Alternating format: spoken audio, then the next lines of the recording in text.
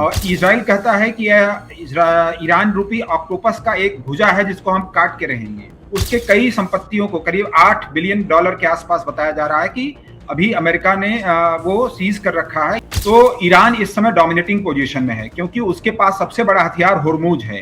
तो इस वार्ता की टेबल पे ट्रंप चाहते हैं कि जेडी वेंस और मजबूत हों, इसीलिए वो लगातार धमकी दे रहे हैं, साथ ही सेना भेज रहे हैं। इस बातचीत में अगर इजराइल को लगता है कि हम फेल हो रहे हैं या अमेरिका को फेल हो रहे हैं, तो लड़ाई को फिर शुरू कर सकते हैं और इजराइल परमाणु हथियार का भी इस्तेमाल कर सकता है ईरान के खिलाफ। दुनिया की निगाहें इस समय पाकिस्तान की राजधानी इस्लामाबाद पर टिकी हुई हैं, जहां पर ईरान और अमेरिका के डेलीगेशंस पहुंचे हैं। इनके बीच शांति वार्ता होनी है, लेकिन इससे पहले कि शांति वार्ता की शुरुआत होती, जो प्रस्तावित समय था उसको टाल दिया जाता है। बड़ा ही ड्रामेटिक तरीके से कुछ सिचुएशंस यहां पर क्रमवार तरीके से नजर आ रही है। क्या हो रहा है यहां पर? जो है, बैठक से पहले ईरान की तरफ से दो शर्तें थोप दी गई। पहली शर्त यह कि लेबनान पर जो है, जो हमले इजराइल की तरफ से किए जा रहे हैं, हमले बंद कर दी जाए। अमेरिका जो है इजराइल को समझाए कि भैया बैठ जाओ, हमले नहीं करो, शांति स्थापित करनी है। अमेरिका के सामने ये शर्त रखी गई। दूसरी बड़ी शर्त क्या है? दूसरी बड़ी शर्त यह है कि 40 दिन के युद्ध के दौरान अमेरिका ने जो अरबों रुपए की संपत्ति ईरान की सीज कर ली है, उसको रिलीज किया जाए। इन दो शर्तों को जो है पहले ही थोप दिया गया, यह कहते हुए कि पहले इस पर कंसीडर किया जाए, इस पर पहले आप विचार करें, इसके बाद बैठक भी कर लेंगे। लेकिन इससे ऐसा लग रहा है कि मामला कुछ उलझ सा गया है, कुछ बात बिगड़ सी गई है। यह हो क्या रहा है? क्या यह युद्ध थमेगा? क्या यह बैठक हो पाएगी? क्या हो रहा है? इन तमाम मुद्दों पर हमारे साथ बात करने के लिए मौजूद हैं शैलेश कुमार शुक्ला साहब, नवभारत टाइम्स के वर्ल्ड टीम के एडिटर हैं, अंतर्राष्ट्रीय मामलों में जो है अपनी गहरी समझ रखते हैं। सर, स्वागत है आपका। धन्यवाद। ये जो तमाम घटनाक्रम है पिछले कुछ घंटे के, जो प्रस्तावित समय था 11 बजे के आसपास का, जब बैठक शुरू होनी थी, वो बैठक अचानक जो है टल जाती है। इससे पहले जो है अब बात ये निकल के आ रही है कि हम जो है अब शहबाज शरीफ से पहले अलग अलग मुलाकात करेंगे और फिर देखते हैं कि क्या होता है। आपको क्या लगता है कि किस दिशा में जा रही है सारी बातचीत? देखिए, अभी जो बातचीत का रूप है वो पूरा फंसा हुआ है। उसके पीछे वजह ये है कि ईरान चाहता है कि ये जो दो शर्तें हैं, पहले अमेरिका इनको माने, इसके बाद ही जो है कोई बातचीत शुरू हो पाएगी। इसी वजह से वो पहले शहबाज शरीफ के साथ, जो इस पूरी बातचीत के गारंटर बन रहे हैं, मीडिएटर बन रहे हैं, उनके साथ बातचीत करना चाहते हैं। और कहा यह जा रहा है कि चीन का भी एक दल पहुंचा हुआ है, सऊदी के वित्त मंत्री भी पहुंचे हुए थे। तो एक तरीके से चीन, पाकिस्तान और ये सऊदी अरेबिया, ये तीनों मिल करके ईरान पर बातचीत के लिए दबाव बना रहे हैं, या बातचीत की शर्तों को जो है वो एक तरीके से दोनों को साथ लाने की कोशिश कर रहे हैं। तो अभी जो ईरान चाह रहा है कि जितना अधिक से अधिक इस पूरी उसका लेवरेज जो उसको मिला हुआ है जंग में, एक तरीके से उसकी जीत हुई है, तो उसका फायदा उठाया जाए। अब इसीलिए पहले ये जो उनकी शर्त है लेबनान की, लेबनान को कह रहे हैं हमारे लिए एक भाई की तरह है। और इजराइल कहता है कि यह ईरान रूपी ऑक्टोपस का एक भुजा है जिसको हम काट के रहेंगे। अब इजराइल को रोकना केवल अमेरिका के हाथ में है, इसीलिए वो ईरान चाहता है कि इजराइल को रोकने के लिए अमेरिका के ऊपर जो है दबाव बनाया जाए। तो एक शर्त यह है। दूसरी शर्त जो ईरान के पैसे की है, ईरान पे करीब कई दशक से सैंक्शन लगे हुए हैं अमेरिका के, और इसी वजह से ईरान अपना तेल जो है अंतर्राष्ट्रीय मार्केट में बेच नहीं पाता है। उसके कई संपत्तियों को करीब $8 बिलियन के आसपास बताया जा रहा है कि अभी अमेरिका ने वो सीज कर रखा है। ये पैसे बताए जाते हैं कि कतर और दक्षिण कोरिया में इसके हैं। तो इनको चाह रहा है कि ये $8 बिलियन मिले। ईरान बुरी तरह से तबाह हो चुका है। अमेरिका ने 13,000 बार फ्लाइट से हमले किए हैं। तो आप समझ सकते हैं कि कितने बम अमेरिका ने गिराए होंगे। अमेरिका ने ईरान में गिराए होंगे। तो ईरान एक तरीके से ध्वस्त हो चुका है और उसको पैसे की सख्त जरूरत है। इसीलिए वो होर्मुज की भी शर्त को लाद रहा है कि होर्मुज में उसे टोल वसूलने का भी अधिकार दिया जाए।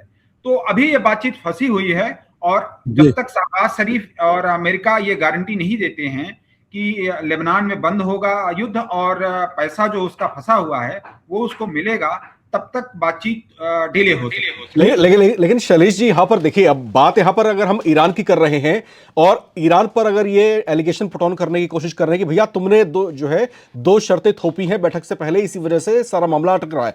लेकिन यहां पर जब ये डेलीगेशन पहुंचा है इस्लामाबाद में, तो उससे पहले ही जो है अमेरिका की जो प्रवक्ता थी व्हाइट हाउस की, उनकी तरफ से एक स्टेटमेंट आया था। उन्होंने कहा था कि जो 10 सूत्रीय प्रस्ताव ईरान का है, अमेरिका के राष्ट्रपति ने उसको पढ़ा भी नहीं, उसको डस्टबिन में फेंक दिया गया है। तो ये तो अमेरिका ने ही दिखाना शुरू कर दिया था ना कि हम आपसे बातचीत में जो है इंटरेस्ट नहीं रखते हैं, या फिर चलिए बात कर लेते हैं, देखते हैं क्या होता है। तो कहीं ना कहीं अमेरिका की पोजीशन यहां पर जो मुझे समझ में आती है, वो डोमिनेट करने की कोशिश कर रहा है। लेकिन आपको लगता है क्या कि वो ईरान को इतनी सरलता से डोमिनेट कर पाएगा? और ऐसे कौन कौन से मुद्दे हैं जिस पर बात अटक सकती है? जब आप बातचीत के टेबल पे बैठते हैं तो लेन देन होता है, और लेन देन वो ज्यादा कर पाता है जो ज्यादा डोमिनेटिंग पोजीशन में होता है। तो ईरान इस समय डोमिनेटिंग पोजीशन में है, क्योंकि उसके पास सबसे बड़ा हथियार होर्मुज है। वो जब तक नहीं चाहेगा तब तक होर्मुज नहीं खुलेगा। और आज ट्रंप ने धमकी दिया है कि अगर ईरान नहीं करे खोलेगा तो हम खुद खुलवा लेंगे, लेकिन वो ऐसा कर नहीं पाएंगे। होर्मुज अभी किसी के बस की बात नहीं है खोल पाना। खुद ईरान के लोगों ने आज कबूला है, उन्होंने कुछ ऐसी जगहों पे माइंस को लगा दिया है जहां वो खुद नहीं निकाल पा रहे हैं, और वो कह रहे हैं कि हर दिन केवल 40 से 45 जहाज को ही हम मंजूरी दे पाएंगे। इसी वजह से अमेरिका जो है ईरान पे और दबाव बनाने के लिए करीब 2,500 से 3,000 नए सैनिकों को भी खाड़ी में भेज रहा है। अमेरिका के 2 नए एयरक्राफ्ट कैरियर जो है वो ईरान की ओर बढ़ रहे हैं, यूएसएस जॉर्ज बुश, और एक और उनका जो है एयरक्राफ्ट कैरियर वो बढ़ रहा है। तो इस वार्ता की टेबल पे ट्रंप चाहते हैं कि जेडी वेंस और मजबूत हों, इसीलिए वो लगातार धमकी दे रहे हैं, साथ ही सेना भेज रहे हैं। लेकिन ईरानी भी इस चीज को समझते हैं कि अमेरिका बुरी तरह से फंसा हुआ है, और जब तक हम नहीं चाहेंगे तब तक अमेरिका कुछ नहीं कर सकता है जी। तो ये एक तरीके से दोनों के बीच में जो है वो एक दूसरे को झुकाने की कोशिश चल रही है, और इसमें जो है अपर हैंड वो ईरान का ज्यादा लगता है। लेकिन इसके खतरे भी हैं। अभी एक अमेरिकी प्रोफेसर हैं, उन्होंने चेतावनी दिया है कि इस बातचीत में अगर इजराइल को लगता है कि हम फेल हो रहे हैं या अमेरिका को फेल हो रहे हैं, तो लड़ाई को फिर शुरू कर सकते हैं, और इजराइल परमाणु हथियार का भी इस्तेमाल कर सकता है ईरान के खिलाफ। अभी ये जो पूरी लड़ाई है इसमें कई देश परेशान हैं जो इजराइल के दोस्त हैं, जैसे जो अब्राहम अकॉर्ड पे साइन करने वाले हैं, यूएई है, बहरीन है। इन देशों को ईरान जो है वो धमका रहा है एक तरीके से।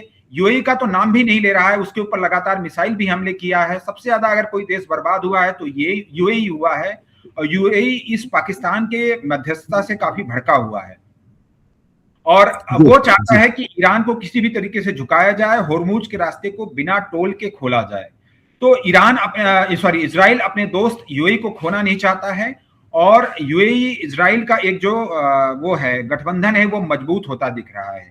इन सब के बीच में सऊदी अरब ने जो है वो पाकिस्तान के रास्ते ईरान के साथ एक तरीके से डील कर ली है। तो खाड़ी देशों में भी वो एक तरीके से टसल चल रहा है। सऊदी अरेबिया और यूएई के बीच में एक वर्चस्व की पहले से ही लड़ाई चल रही है। सऊदी अपना एक नियोम शहर बसा रहा है ताकि वो दुबई को टक्कर दे सके। तो पूरे खाड़ी की राजनीति जो है वो पलट रही है, और अब नए ध्रुव उसमें उभर रहे हैं। एक तरफ इजराइल का गठबंधन होगा, दूसरी तरफ ईरान होगा। ईरान इस समय डोमिनेटिंग पोजीशन में है। वो चाहता है कि होर्मुज को तब खोला जाए जब उसे टोल वसूलने का अधिकार दिया जाए, उसे जहाजों को चेक करने का अधिकार दिया जाए कि कौन सा जहाज कौन सा हथियार वगैरह ले तो नहीं जा रहा है। इसी वजह से यूएई भड़का हुआ है, क्योंकि जो दुबई का पोर्ट है वो होर्मुज के रास्ते ही जा सकते हैं। एक इनका जो दूसरा पोर्ट है फजुरा, वो जो है वो अरब सागर में पड़ता है, उससे तो ये सामान ले जा सकते हैं। लेकिन जो उनका मेन शहर है दुबई, वो ईरान के एक तरीके से कंट्रोल में हो जाएगा। जिसको वो चाहेगा वही जाएगा, जिसको चाहेगा वो नहीं जा पाएगा। तो ये लड़ाई जो है वो अब वर्चस्व की है, और इसमें गिव एंड टेक कितना हो पाएगा यह कहना मुश्किल है। तो एक्सपर्ट हैं, उनका ये कहना है कि इस बातचीत से बहुत उम्मीद न किया जाए, क्योंकि दोनों ही जो पक्ष हैं, चाहे वो अमेरिका हो और इजराइल मिलकर का जो उनका एक गुट है, या फिर ईरान हो, ये दोनों अपनी मांगों पे अड़े हुए हैं जी। अच्छा, यहाँ पर जो स्थितियां बन रही हैं, दोनों देश जो है कुछ शर्तें एक दूसरे पर थोपने की कोशिश कर रहे हैं। अमेरिका की चाहत ये है, अमेरिका की जो प्रमुख डिमांड है 15 सूत्री मांगों में से बड़ी मांग ये है कि ईरान जो है अपने न्यूक्लियर एनरिचमेंट को कंट्रोल करे, उसको ना बढ़ाए। दूसरी तरफ ईरान इस बात पर अड़ा हुआ है कि 40 दिन के युद्ध में आपने हमको जो डैमेज किया है, उस डैमेज को भरपाई, उसकी जो है भरपाई आपको करनी पड़ेगी। तो ये एक तरीके से तो अमेरिका को नीचा दिखाने वाली बात होगी कि भाई आपने हमला किया तो अब आप भरपाई करो। ईरान पहले से तैयार था, खुद अमेरिका ने माना था कि वो न्यूक्लियर का इनरिचमेंट जो है वो 60% के ऊपर नहीं करेगा। अगर 60 के ऊपर वो करता है तो वो परमाणु बम बनाने की स्थिति में पहुंच जाएगा। ईरान ने जब ये लड़ाई नहीं शुरू हुई थी उसके पहले ही ये प्रस्ताव दे दिया था कि जो भी उसका 400 के आसपास किलो का यूरेनियम रखा हुआ है वो उसको हवाले कर देगा एजेंसी के, जो अंतरराष्ट्रीय ऊर्जा एजेंसी के हवाले या रक्षा के हवाले कर देगा। तो ईरान इसके लिए तैयार था, लेकिन ट्रंप ने इस पे हमला किया, वो इजराइल के दबाव में, इसकी भी खबरें आ चुकी हैं। अब अमेरिका ये चाहता है कि ईरान पूरी तरह से परमाणु बम के जो उसका वो है वो खतरा है उसको खत्म करे, लेकिन ईरान चाहता है कि उसको इनरिचमेंट का अधिकार दिया जाए, क्योंकि ये एक उसका सबको मिला हुआ है। चाहे वो बांग्लादेश भी देखें यूरेनियम को इनरिच कर रहा है ताकि बिजली बनाया जा सके। तो अब आप समझ सकते हैं कि ये लड़ाई कहां फंसी हुई है। ईरान कहता है कि वो एक सॉवरेन अधिकार चाहता है, अमेरिका कहता है तुम्हें परमाणु बम नहीं बनाने देंगे। तो दोनों के बीच में एक रास्ता हो सकता है कि अमेरिका इस बात के लिए तैयार हो जाए कि 25 या 30% या 40% एनरिचमेंट पे उसको मंजूरी दे दी जाए, पहला। दूसरा, ईरान चाहता है, आपने जो पैसे वाला कहा, उसमें ईरान ये चाहता है कि ये जो आप 8 बिलियन के आसपास का पैसा है ये तो दें ही, होर्मुज स्ट्रेट से भी जो टोल वसूलने का है वो भी दें, ताकि हमें इतनी जो तबाही हुई है उसको हम सुधार सकें, अपने इंफ्रास्ट्रक्चर को कंट्रोल सही कर सकें। तो इसके लिए यूएई तैयार नहीं है, इसके लिए बहरीन, कतर, ये जैसे जो देश हैं जो होर्मुज स्ट्रेट के आसपास हैं, ये लोग तैयार नहीं है। इजराइल भी इसके लिए तैयार नहीं है, अमेरिका भी इसके लिए तैयार नहीं है। तो ये सबसे बड़ा अभी जो विवाद का विषय बना हुआ है। इसीलिए आज सुबह सुबह जो है डोनाल्ड ट्रंप ने होर्मुज स्ट्रेट को लेकर के धमकी दिया है। बिल्कुल, और ट्रंप का नजरिया जो है और लगातार जिस तरीके से उनकी तरफ से स्टेटमेंट्स आ रहे हैं, कहीं ना कहीं मामले को उलझाने वाली और उकसाने वाली बातें उनकी तरफ से लग रही हैं। लेकिन अब जो हालिया स्थिति शैलेश जी यहां पर दिखाई दे रही है, मुझे तो ऐसा लग रहा है कि दोनों देश जो है अब आमने सामने बैठने की पोजीशन में भी नहीं है। क्योंकि आप जब बातचीत की मेज पर आते हैं, आप जब शांति वार्ता के मनस्थिति के साथ में एक दूसरे के आमने सामने बैठने की जब कोशिश करते हैं, तो कहीं ना कहीं इंटेंशन आपका ये शो होना चाहिए कि हम समस्याओं को सुलझाने आए हैं, हम कॉन्ट्रडिक्शंस को खत्म करने के लिए आए हैं। लेकिन यहां तो ऐसा लग रहा है कि दोनों एक दूसरे पर हावी होने के लिए पहुंचे हैं। तो आपको क्या लगता है कि वाकई ये बैठक होने वाली है? क्योंकि इससे पहले जो है, जो इंटरनेशनल मैटर्स के एक्सपर्ट हैं कमर आगा साहब, उनसे मेरी एक बातचीत हुई थी, उनका इंटरव्यू किया था मैंने। उन्होंने ये कहा था कि आप मान करके चलिए और देखिएगा आप कि बातचीत शायद नहीं होगी, और ये भी हो सकता है कि वेन्यू चेंज कर दिया जाए, बातचीत की तारीख चेंज कर दी जाए। क्या आपको क्या लगता है कि ऐसा हो सकता है?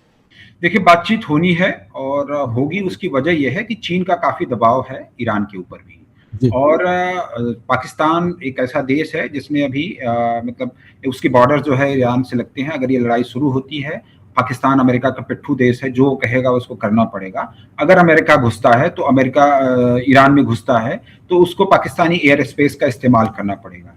इस बात को असीम मुनीर जानते थे, इसी वजह से उन्होंने इस डील को कराने के लिए अपनी पूरी ताकत लगा दी। पाकिस्तान में करीब काफी बड़ी तादाद है, दुनिया के सबसे ज्यादा शिया जो है वो ईरान पाकिस्तान में रहते हैं। अभी कुछ दिनों पहले जब ये लड़ाई शुरू हुई थी तो कराची में उनके काउंसलेट पे शियाओं ने हमला कर दिया था, और वहां पे इनको अमेरिकन सोल्जर्स को जो है गोली चलानी पड़ी थी। तो जो पाकिस्तान के आंतरिक हालात हैं वो बहुत ही वो हैं, टर्मोइल से भरे हुए हैं।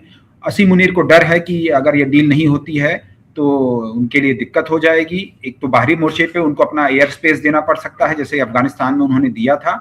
तो ईरान का चीन का भी ये दबाव है कि अगर ये लड़ाई ज्यादा दिन तक खिंचती है तो एनर्जी के प्राइसेस बढ़ेंगे, और जो चीन है वो एक्सपोर्ट कंट्री वाला, दुनिया का सबसे बड़ा एक्सपोर्टर है, और उसका एक बहुत बड़ा निर्यात जो है वो इन मिडिल ईस्ट के देशों में जाता है, और उनमें भी होर्मुज स्ट्रेट से होके जाता है। तो चीन जो है वो देख लिया है कि अभी काफी हद तक ये अमेरिका अपने हथियारों को गंवा चुका है और वो फंसा हुआ है। तो वो डील कराने की कोशिश कर रहा है जिसमें ईरान का अपर हैंड जी। ये वो दो मीडिएटर इनको चाह रहे हैं कि बातचीत कराई जाए, और बातचीत होगी, जो अभी तक देख के लग रहा है। दोनों की तरफ से एक मतलब संकेत दिया गया है कि बातचीत होगी। हाँ, दोनों के बीच में गिव एंड टेक को लेकर के काफी वो हो सकता है। अभी आज जो बातचीत शुरू होगी, हो सकता है कल भी ये बातचीत चलती रहे। तो 2 दिनों में जो है एक दूसरे के ऊपर दबाव बनाने की कोशिश करेंगे कि कौन झुकता है पहले। तो इसको लेकर के वार्ता के बेस पे हो सकता है। अच्छा, आप जो है इन तमाम गतिविधियों पे बहुत बारीकी से नजर रखे हुए हैं। अब मैं आपका अपना दृष्टिकोण एक बार समझना चाहता हूं, आप किस नजरिए से इन चीजों को देख रहे हैं, और आपको क्या लगता है कि दोनों देश दोनों देशों के बीच में जो है किन मुद्दों पर सहमति बनने की संभावना है कि उन दोनों ही जो है उन मुद्दों पर जो है आम सहमति पर आ जाए तो ये मामला शांत हो सकता है? ऐसे कौन कौन से पॉइंट्स हैं आपके नजरों में? देखिए, ये न्यूक्लियर वाला जो मामला है, मुझे लगता है कि अमेरिका इस पे मान जाएगा और 20 से या 40% जो कि दुनिया में और देशों को मिला हुआ है, जैसे भारत भी है इसमें, या और भी बांग्लादेश है, इवन सऊदी अरेबिया भी यूरेनियम के लिए इनरिचमेंट के लिए अपने वो लगा रहा है, रिएक्टर्स वगैरह लगा रहा है। तो मुझे उम्मीद है कि इस पे एक मुद्दे पे सहमति बन जाएगी। दूसरा, होर्मुज स्ट्रेट का जो मामला है, उसमें ईरान जो है वो हो सकता है कि अमेरिका के साथ संयुक्त रूप से इसको मंजूरी दे दे, लेकिन वो इसके बदले में चाहेगा कि ईरान को तेल का निर्यात करने की मंजूरी दे दी जाए, जो उसके ऊपर सैंक्शन लगे हैं, ताकि वो पैसे की भरपाई है वो मान लो अगर टोल से नहीं ले रहा है तो उसको तेल बेच करके पैसा कमाने दिया जाए। अभी 15 से 20 सालों से करीब ईरान अपना तेल नहीं बेच पा रहा है। तो एक दो ये मुद्दे हैं। लेबनान पे मामला अभी जो है वो फंसा हुआ है, क्योंकि उसके लिए इजराइल नहीं तैयार है। तो ये अमेरिका को मनाना पड़ेगा इजराइल को कि भाई अब लेबनान पे बहुत हो गया, अब आप बंद करिए इस पे हमले। तो गिव एंड टेक हो सकता है, और मुझे लगता है कि एक मतलब बहुत ज्यादा उम्मीद तो नहीं है, लेकिन यह है कि कुछ मुद्दों पे सहमति बन सकती है और ये सीज फायर कंटिन्यू रह सकता है। एक बात बड़ी चर्चाओं में यहाँ पर ईरान जो है हर जाने की मांग कर रहा है कि भाई तुम हमको हर जाना दे दो। अब प्रैक्टिकली तो मुझे लगता नहीं कि ऐसा संभव हो कि अमेरिका उसको हर जाना भरेगा, लेकिन क्या आपको ऐसा लगता है कि जो सैंक्शंस अमेरिका की तरफ से ईरान पर लगाए गए थे, उन सैंक्शंस में अमेरिका कोई कमी कर सकता है? क्योंकि आपको झुकना तो पड़ेगा ही ना, अगर आप बातचीत की मेज पर आ रहे हैं, आप अगर कॉम्प्रोमाइजिंग सिचुएशन में अगर आप आ रहे हैं तो आपको कुछ शर्तें माननी भी पड़ेंगी। आपको ऐसी कोई संभावना दिखाई दे रही है कि अमेरिका कुछ सैंक्शंस ईरान पर से कम कर सकता है? मुझे लगता है कि ईरान को कुछ ढील देना पड़ेगा अमेरिका को। इससे उनको क्या होगा कि एक दोनों के बीच में विश्वास बहाली होगी। और ईरान ये बार बार कह रहा है कि हम अमेरिका के साथ रिश्ते चाहते हैं। ट्रंप भी बोले हैं कि हम ईरानियों के दुश्मन नहीं हैं। तो मुझे लगता है कि अगर उसको सैंक्शंस में ढील दी जाए, उधर ईरान जो है अपनी मिसाइल ताकत और अपनी जो परमाणु ताकत है, इन दोनों पे जो है थोड़ा सा अगर वो ढील दे दे, जो ईरान के पड़ोसी देश हैं, चाहे वो यूएई हो, बहरीन हो, ये सब जो देश हैं, कुवैत हो, ये सब उसकी मिसाइल और ड्रोन ताकत से डरे हुए हैं। और ईरान अब एक नया हेजमन बन के उभर रहा है पूरे मिडिल ईस्ट में। तो ये दोनों के एक थोड़ा सा कहीं ना कहीं झुकना पड़ेगा। इसमें सबसे बड़ी भूमिका शैलेश जी, आपको लगता नहीं कि अगर अमेरिका झुकता है इन मुद्दों के ऊपर, अगर कोई सैंक्शंस में ढील देता है, तो आपको लगता नहीं कि ये जो है एक जियोपॉलिटिकल डिफीट होगी उसके लिए? क्योंकि पिछले कई सालों से जिस तरीके से उसने मिडिल ईस्ट में अपना दबदबा कायम किया हुआ था, जिस तरीके से अपनी पकड़ बनाने की अमेरिका ने वहां कोशिश की थी, और सैंक्शंस जिस तरीके से ईरान के ऊपर लगाए थे, तो आपको लगता नहीं कि ये 40 दिन की जंग छेड़ करके अमेरिका ने अपने ही पैर पे हथौड़ा मार लिया, और फिर अब ऐसी पोजीशन में डोनाल्ड ट्रंप अमेरिका को ले आए हैं कि वो उसको विचार करने को मजबूर होना पड़ रहा है कि कुछ सैंक्शंस ईरान पर से कम करे? ये तो जियोपॉलिटिकल डिफीट नहीं हो गई अमेरिका की? देखिए, ये ऑलरेडी डिफीट है अमेरिका की। अमेरिका बुरी तरीके से ईरान में फंस चुका है। वो रिजीम का चेंज करने के लिए पहुंचा था, जो पहला बयान था याद होगा ट्रंप का। लेकिन अब स्थिति यह है कि होर्मुज में फंस गए हैं, तो होर्मुज को ही नहीं खोल पा रहे हैं। रिजीम चेंज करना तो बात की बात है। और ये कोशिश में थे कि वहां के जो यूरेनियम है उसको निकाला जाए, वो भी नहीं कर पाए हैं। तो जितने भी लक्ष्य लेकर के अमेरिका, इजराइल, ईरान में घुसे थे, उनमें से कोई भी उनका सफल नहीं हो सका है। तो आप समझ सकते हैं कि ईरान जो है इस समय बहुत ही डोमिनेटिंग पोजीशन में है, और हुर्मुज जो है उसके लिए एक न्यूक्लियर वेपन बन गया है, जिसको मतलब वो ऐसा वो उसने इस्तेमाल कर दिया है कि पूरी दुनिया फंस गई है। अब दुनिया अमेरिका से ये गुहार लगा रही है कि तुम जो है इसको हुर्मुज को खुलाओ, नहीं तो दुनिया संकट में आ जाएगी। दुनिया में एनर्जी की प्राइसेस बढ़ रहे हैं और लोग त्राहिमाम कर रहे हैं। बांग्लादेश हो, श्रीलंका हो, चाहे चाइना की तरफ भी देखिए, जो हर तरफ के देश हैं वो परेशान हैं इन सबसे। तो अमेरिका को झुकना पड़ेगा, और इसमें जो है वो उसको एक तरीके से सेफ पासेज जो है वो पाकिस्तान दिलवा सकता है, चाइना दिलवा सकता है, ताकि इसमें ट्रंप को जो है वो शर्मिंदगी न महसूस हो। लेकिन इसके बदले में चीन एक डील कर सकता है, वो ताइवान पे है। अभी जो एक्सपर्ट कह रहे हैं कि ताइवान की जो विपक्षी नेता हैं वो वहां पे आई हुई थी, चीन में आई थी करीब 1 दशक के बाद में। अब चीन ये चाहता है कि हम तुम्हें ईरान में निकालने में मदद करेंगे, लेकिन तुम्हें बदले में ताइवान में हमारी मदद करनी पड़ेगी। तो ये गिव एंड टेक चल रहा है। अब देखिए इसमें कौन झुकता है, कितना झुकता है, ये अगले 24 घंटे में हो जाएगा। मेरे 2 सवाल आपसे और रहेंगे, उसका क्विक रिएक्शन मुझे आपका चाहिए होगा इस पर। चाइना की भूमिका हम देख रहे हैं इस पूरे द्वंद के अंदर। चाइना किस तरीके से चीजों को स्ट्रीमलाइन करने की कोशिश कर रहा है, उसकी तरफ से एफर्ट ये भी है कि ये सारी फसाद जो है जल्दी से शांत हो जाए। मुझे यहाँ पर रशिया की पोजीशन समझाएं एक बार। ये सुनने में आ रहा था कि रशिया जो है बैक चैनल कुछ और तरह की गेम चल रहा है। ये भी सुनने में आ रहा था कि हो सकता है कि इस जंग को बहुत लंबा खींचने की कोशिश में रशिया रहा हो और वो चाहता है कि अमेरिका ईरान के साथ में लंबी जंग में उलझ जाए। दोनों ही सिचुएशंस में से कौन सी आपको ज्यादा सटीक लगती है? थोड़ा सा क्विक आपका रिएक्शन चाहिए होगा इस पर। देखिए, रूस जो है इसमें खूब कमाई कर रहा है तेल से। वो चाह रहा था कि अमेरिका फंसा रहे कुछ दिन तक, लेकिन इसमें चीन भी फंस रहा था। तो चीन को ये लगा कि अगर हम इसको लंबा खींचते हैं तो दुनिया का सबसे बड़ा एक्सपोर्टर चीन है, उसको काफी नुकसान हो रहा है, और एनर्जी का भी इंपोर्टर है वो, तो उसको नुकसान काफी हो रहा था। अभी स्थिति ये है कि चीन जो है वो इस पूरे मध्यस्थता को करा रहा है, और उसकी कोशिश यह है कि अमेरिका को थोड़ा सा दबा करके ईरान की मदद की जाए, ताकि आगे भी ईरान उनके लिए एक हेजेमन का काम कर सके इस पूरे इलाके में। और रूस जो है वो ईरान को वेपन्स की सप्लाई कर रहा है। तो रूस, चीन, ईरान तीनों की जो तिकड़ी है वो इजराइल और अमेरिका के खिलाफ एक मजबूत पोजीशन में ला रहे हैं खुद को। तो ये मुझे लगता है कि रूस को काफी जो अभी बढ़त बनाई हुई है वो आगे भी उसकी बनी रहेगी, क्योंकि इतना जल्दी एनर्जी के प्राइसेस जो है वो डाउन नहीं होने जा रहे हैं। हुर्मुज को खुलने में भी, और जो वहाँ की रिफाइनरीज हैं मिडिल ईस्ट की या तेल निकालने के जो इलाके हैं वहाँ पे, उनमें थोड़ा अभी समय लगेगा। तो रशिया इसमें काफी अच्छे पोजीशन में है। जी, चलते चलते एक सवाल आपसे, और ये सवाल जो है हमारे दर्शकों की तरफ से है, थोड़ा सा विषय से हट करके है।